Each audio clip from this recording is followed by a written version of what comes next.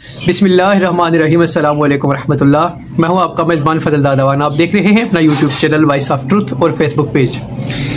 जी, बात करेंगे आज शेख रशीद साहब की रिहाई के बाद, रिहाई इसको कहें या क्या कहेंगे आप, क्योंकि उन्होंने जो बयान दिया है उसके मुताबिक तो उन्होंने बोला है कि मैं चिल्ले पे था 40 दिन के, तो चिल्ला कंप्लीट करके आ रहा हूँ। तो अगर चिल्ले पे थे तो फिर तो रिहाई वाला मामला तो नहीं है।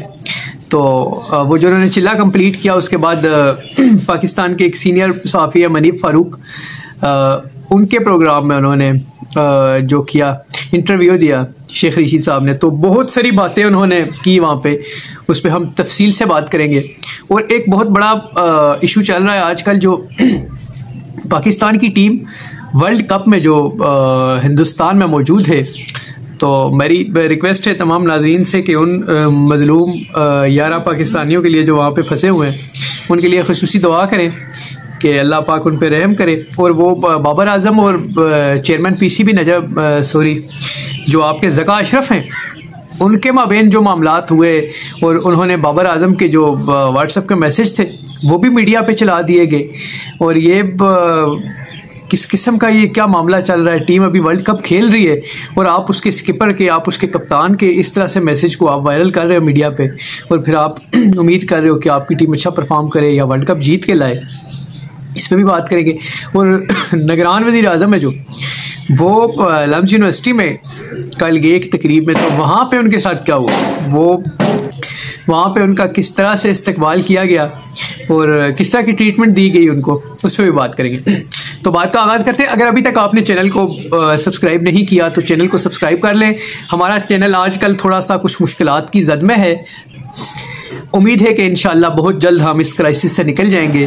तो जो हमारे लिए हर्डल्स हैं, जो रिस्ट्रिक्शन है हमारे लिए, वो भी ख़त्म हो जाएंगी और इंशाअल्लाह दोबारा से नॉर्मलाइज हो जाएगा। कुछ टाइम मेरे ख्याल से इस पे लगेगा हमें। तो आप हमारी हेल्प इस तरह से करेंगे कि ज़्यादा से ज़्यादा चैनल को सब्सक्राइब करेंगे, लाइक करेंगे, हमारी वीडियोस को शेयर करेंगे, कमेंट्स करेंगे, तो हमें अपने उस मामलात में मदद मिलेगी इस चैनल को दोबारा ठीक करने में। तो बात करेंगे जी, शेख रशीद साहब 40 दिन तक गायब रहे। उनके बेटे जो हैं, सॉरी उनके जो भांजे हैं, तो उन्होंने FIR वगैरह भी जो करवाई जाके, और मुख्तलिफ़ थानों में उन्होंने दरख्वास्तें दी कि शेख रशीद साहब जो है वो गिरफ़्तार हैं या गुमशुदा हैं या जहाँ भी हैं। तो उसके बाद वो कोई उसका अदालत ने भी 1-2 मरतबा कहा कि शेख रशीद साहब को लाया जाए, लेकिन वो कोई उस पर खातर ख्वाह पेशरफ्त हुई नहीं। लेकिन फिर अचानक ऐसा होता है कि सडनली कुछ करीब 40 दिन के बाद मनीफ फ़ारूक साहब एक इंटरव्यू लॉन्च करते हैं जिसमें शेख रशीद साहब मौजूद होते हैं। और वो मनीफ फ़ारूक ने जिस तरह से वो इंटरव्यू किया, सबसे पहले तो हम उस पर बात करेंगे। एक सहाफ़ी को इस तरह का जो उनकी बॉडी लैंग्वेज थी, जो उनका तरीक़ाकार था, जो उनका लबो लहजा था, जो उनके अल्फाज थे, जो उनका बैठने का तरीका था, ये बिल्कुल भी सूट नहीं करता एक सहाफ़ी को, क्योंकि उनके उस अंदाज में और अंदाज़े गुफ्तगू में और वो जो उनका सिटिंग स्टाइल था, उसमें वो जो एक तकब्बर की जो है ना, तकब्बराना एक आपको हद नज़र आ रही थी, जो मतलब उन्होंने तकब्बर की इंतहा कर दी थी जिस तरह के वो सवालात कर रहे थे। और इंटरव्यू के बाद उन्होंने एक जगह पे बात करते हुए, एक और मीडिया पे उन्होंने चैनल पे ये भी बोला कि शेख रशीद साहब बार बार मुझसे दरख्वास्त कर रहे थे कि मेरी इज़्ज़त रख लो, इस तरह के सवाल मुझसे ना करो और मेरी इज़्ज़त रख लो। यार, तुम कौन होते हो किसी की इज़्ज़त रखने वाले या किसी की इज़्ज़त को ख़राब करने वाले? इज़्ज़त और ज़िल्लत का फ़ैसला ये तो अल्लाह के यहाँ होता है। ये तो अल्लाह ने जिसको चाहेगा इज़्ज़त देगा, जिसको चाहेगा ज़िल्लत देगा। वो तुम कौन होते हो? 2 टके के इंसान हो तुम, और तुम कह रहे हो कि मैंने उनकी इज़्ज़त रख ली। वो मुझसे रिक्वेस्टें कर रहे थे बार बार कि मेरी इज़्ज़त रख लो। ये आज अगर तुम्हारे हक़ में, तुम्हारे फेवर में चीज़ें जा रही हैं, तो ये हर रोज़ तो ऐसा नहीं होगा।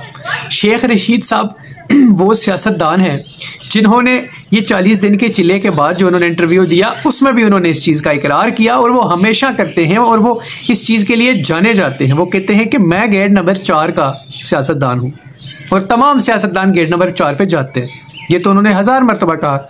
वो कहते हैं फ़ौज भी मेरी है, अदारे भी मेरे हैं, मुल्क भी मेरा है, हम सब ने मिल के इस मुल्क को चलाना है। वो कहते हैं मैं फ़ौज से, मैं अपने अजीम जो सिपा सालार है उनसे मैं बात करने के लिए तैयार हूँ, मैं मिन्नत करने के लिए तैयार हूँ इस मुल्क की खातर। और 9 मई के उस मामलात में कुछ लोग तो मतलब जो गिरफ्तारियां हुई उनमें कुछ लोग बेगुनाह भी गिरफ्तार हुए। तो उस वजह से वो कह रहे हैं उन लोगों की रिहाई के लिए मैं पूरा जोर लगाऊंगा, मैं हर फ्रंट पे जाऊंगा, मैं आवाज़ उठाऊंगा। तो फ़ौज मेरी है, मैं फ़ौज का हूँ, मैं सारे मामलात।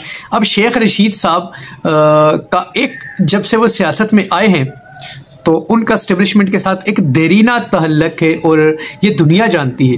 और अगर आज आपके मामलात किसी के साथ अच्छे हैं तो दूसरा मुश्किल में है, तो आप वो इस तरह इंटरव्यू के बाद बाहर जाके कह रहे हैं को मैंने उसकी इज़्ज़त रख ली और वो मुझे रिक्वेस्ट कर रहे थे बार बार कि मेरी इज़्ज़त बचा लो। अगर इस तरह की बात उन्होंने की भी हो तो आपको साफ़ी होने के नाते ये सूट करता था कि आप इस तरह की मतलब ब्लडी किस्म की इस तरह की आप वर्डिंग यूज़ करो बाहर आके और इस तरह की आप बातें करो। फिर जिस तरह से आप एक तकब्बराना अंदाज में बातें कर रहे थे, लेकिन शेख रशीद साहब की हिम्मत को सल्यूट पेश करते हैं हम। इससे पहले इंटरव्यू दिए उस्मान डार ने भी। उस्मान डार ने जिस तरह की बातें की वो मतलब इमरान खान पे उसने इल्ज़ामात की बौछार कर दी।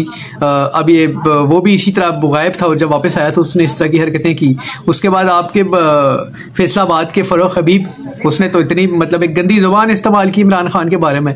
कल तक तुम नारा लगाते थे कि कौन बचाएगा पाकिस्तान, इमरान खान इमरान खान, और आज तुम कह रहे हो कि पाकिस्तान को तबाही इमरान खान ने किया है। तुम लोग अपने बयान पर ही नहीं खड़े हो रहे। या तो वो कल बचाने का नारा क्यों लगा रहे थे और आज कह रहे हो कि वो तबाह कर रहा था। अगर वो तबाह कर रहा था तुम्हें हकीकत पहले पता थी, तुम उसके साथ क्यों खड़े हुए? आज तक उसको डिफेंड क्यों करते रहे? ये मतलब इतनी मुनाफकत और इतनी दोगली पॉलिसी। ये वक्त मियाँ मोहम्मद नवाज शरीफ पे भी आया था। नवाज शरीफ ने जो भी किया, डील की जो भी किया, मुल्क से बाहर चले गए। लेकिन उनके जो नून लीग के लोग थे उन्होंने तो इस तरह से बयानात नहीं दिए आके कि नवाज शरीफ फलां था, मैं पार्टी छोड़ने का ऐलान करता हूँ, नून लीग से अलहदगी का ऐलान करता हूँ मैं। उन्होंने तो इस तरह के, अगर फिर किसी ने पार्टी छोड़ी भी होगी और कुछ लोगों ने छोड़ी अगर, तो उन्होंने नवाज शरीफ की ज़ात पे तो कोई भी इल्ज़ाम नहीं लगाया। उन्होंने कहा मुझे उनका स्टाइल ऑफ पॉलिटिक्स नहीं पसंद। हो सकता है किसी को भी इख्तलाफ हो सकता है किसी से, लेकिन उन्होंने इस तरह की ज़बान इस्तेमाल नहीं की जिस तरह तुम लोग कर रहे हो। और शेख रशीद साहब ने उसने साबित किया, वो हमेशा कहता था कि मैं असली और नस्ली हूँ और मैं इमरान खान के साथ खड़ा हूँ और रहूँगा, और उसने साबित किया। चिल्ले के बाद भी उसने एक वर्ड ऐसा यूज़ नहीं किया जो इमरान खान के ख़िलाफ़ जाता हो, यानी कि कुछ भी ना कहा और सब कुछ कह गए। इमरान खान की मुखालफत भी नहीं की उन्होंने और रिहा भी हो गए, बाहर भी आ गए। प्रेस कॉन्फ्रेंस में कोई उन्होंने इमरान खान के खिलाफ बात नहीं की। उन्होंने कहा मेरी अपनी पार्टी है, एक पार्टी एक सीट का मैं सियासतदान हूँ, कोई बड़ा सियासतदान नहीं हूँ मैं, कोई बड़ी लंबी चौड़ी पार्टी नहीं है मेरी। लेकिन इमरान खान को जिस तरह से उन्होंने डिफेंड करने की कोशिश की वो भी एक अपनी मिसाल आप है। और पाकिस्तान की टीम वर्ल्ड कप में मौजूद है जी, इंतहाई नाकस परफॉर्मेंस तो रही, लेकिन अभी इफ़ एंड बट्स फिर भी मौजूद हैं कहीं ना कहीं। अगर वो हार जाए, अगर वो हार जाए, अगर हम जीत जाएं, अगर रन रेट इतना हो जाए तो अगर मगर करके किसी तरह से शायद हम सेमीफाइनल तक पहुंच जाएं, और अभी हम पूरी तरह से बाहर हुए नहीं हैं।